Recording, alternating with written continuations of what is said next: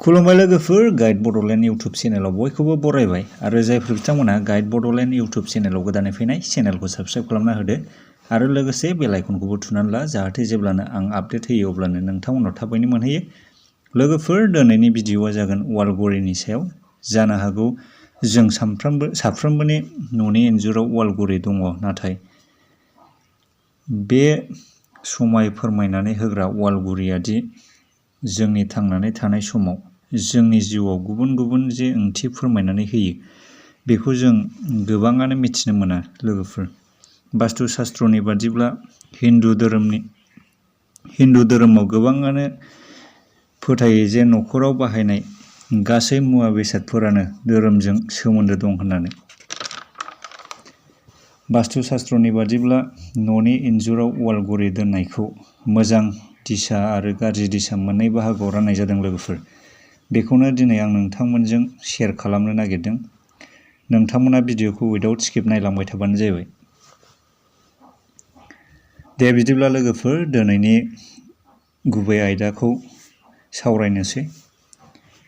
बास्तु शास्त्रनि बादिब्ला न'नि इन्जुराव दोननाय वाल घरिखौ सिम्पोल नाम्बार गोनां एबा ओरैनो नर्माल नाम्बार गोनां घरिखौसो दोननो नांगौ। लोगोफोर, जायखौ जोङो घरियाव नायनाय लोगो लोगोनो घरिनि समखौ हमनो हायो। नैथियाव दङ लोगोफोर, बास्तु शास्त्रनि बादिब्ला न'नि इन्जुराव गाज्रि वाल घरिखौ माब्लाबाबो दोननो नाङा। लोगोफोर, गाज्रि घरिखौ एबा गाज्रि वाल घरिखौ न'नि इन्जुराव दोनोब्ला न'खराव गोजोन आरो सान्थि फैया होननानै बास्तु शास्त्र एबा गोदोनि शास्त्र बिजाबफोराव फोरमायनाय दं।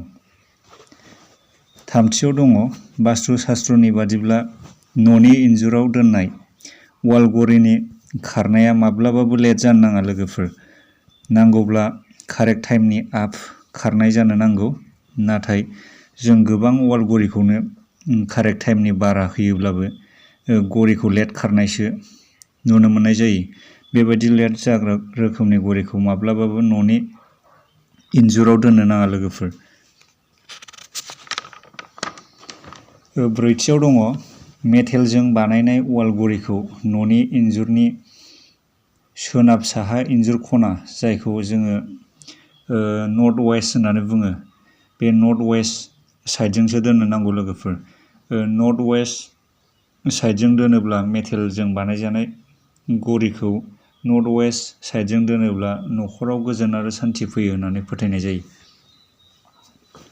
बास्तु शास्त्रनि बादिब्ला दंफांजों बानायजानाय घरिखौ न'नि इन्जुरनि खोला सानजा खनायाव, जायखौ जोङो साउथ इस्ट होननानै बुङो, साउथ इस्ट खनायावसो दोननो नांगौ दंफांजों बानायनाय घरिखौ। लोगोफोर, आरो दथियाव दङ, वाल घरिखौ माब्लाबाबो न' सिंनि दरजानि गोजौ एबा न' सिंनि दरजानि खाथि खाला लांगोनायाव दोननो नाङा। बेबायदि दोनोब्ला न'खराव गोजोन आरो सान्थि गैयै फैयो होननानै शास्त्रआव फोरमायनाय दं। लोगोफोर, दिनैनि भिडिअआ बेनोसै, आरो जायफोर बिथांमोना चेनेलाव गोदानै फैनाय चेनेलखौ साबस्क्राइब खालामना होदो आरो लोगोसे बेल आइकनखौबो थुनानै हो, जाहाथे जेब्लानो आं भिडिअ आपल'ड खालामो अब्लानो नोंथांमोनाव थाबैनो मोनहैयो। आरो जायफोर बिथांमोना चेनेलखौ साबस्क्राइब खालामखानाय बिथांमोननिसिम आंनि गोसो गोरबोनिफ्राय गोजोननायखौ जासिहरबाय। लोगोफोर, बेनोसै दिनैनि भिडिअनि आपडेटआ।